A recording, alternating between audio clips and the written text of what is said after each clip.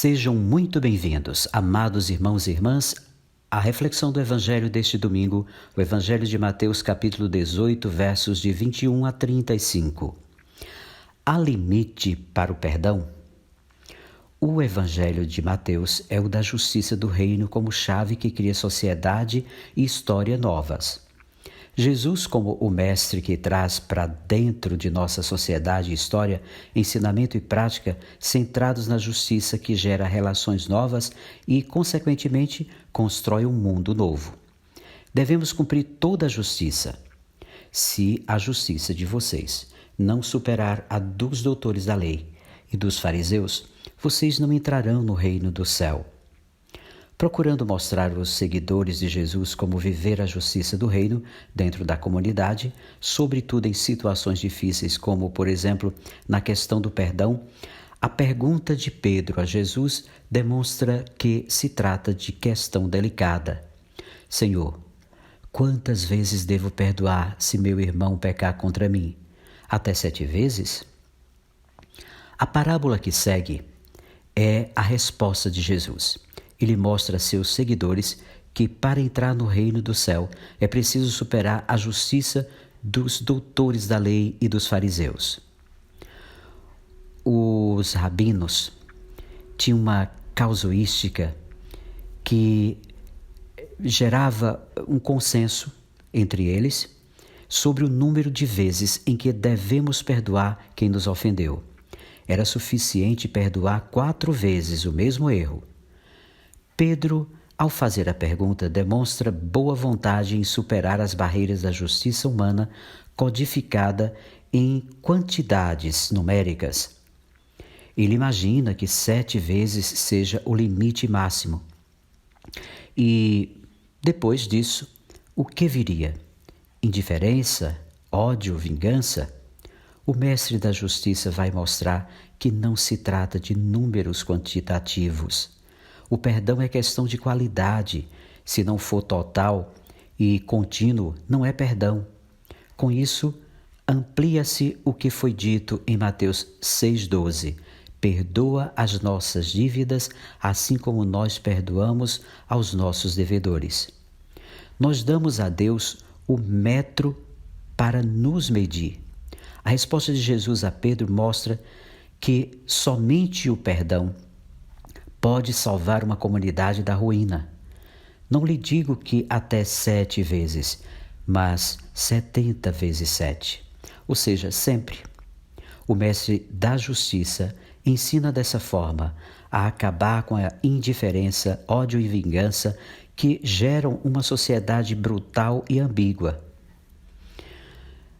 Na primeira cena, 23 a 27, encontramos diante de um rei que faz a gente se lembrar de Deus, que resolveu acertar as contas com seus empregados. Isso nos recorda que todos teremos de acertar as contas com Deus. A parábola vai longe ao que é mais importante, apresentando em primeiro lugar um empregado que devia 10.000 talentos.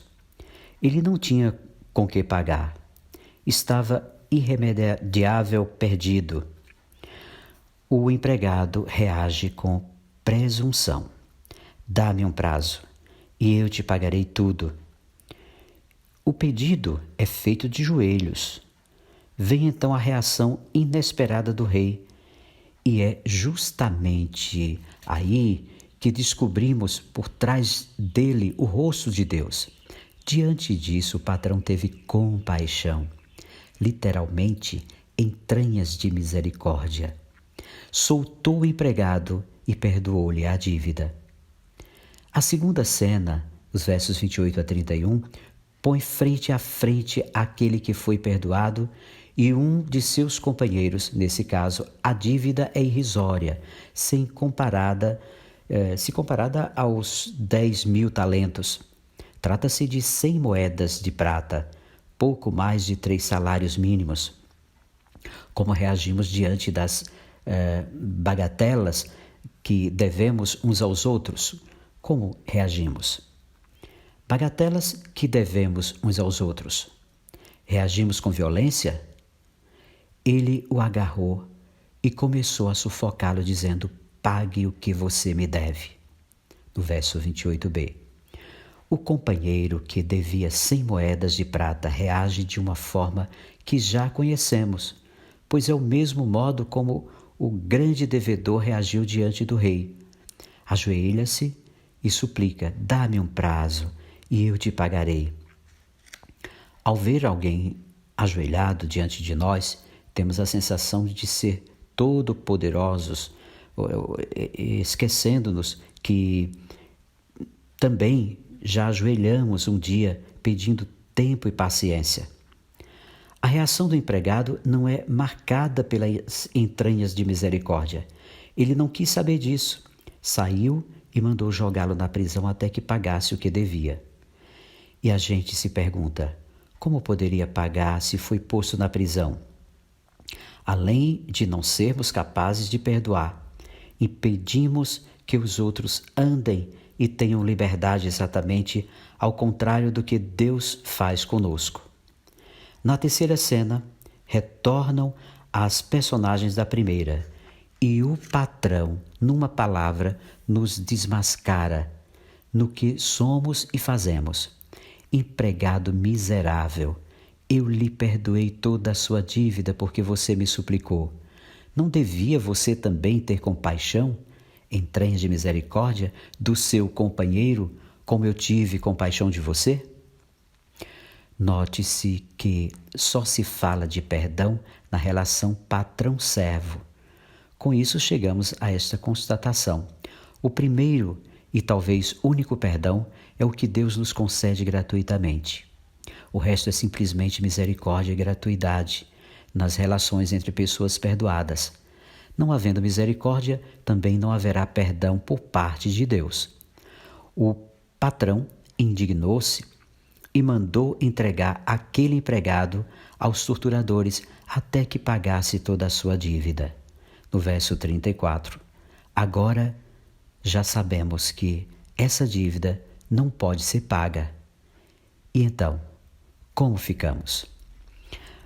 No ponto B, a solução é ser misericordioso. O verso 35 é, ao mesmo tempo, a conclusão da parábola e a amarra de todo o capítulo 18 de Mateus, que trata da justiça do reino na comunidade dos que seguem a Jesus. É assim que o Pai, que está no céu, fará com vocês, se cada um não perdoar de coração ao seu irmão.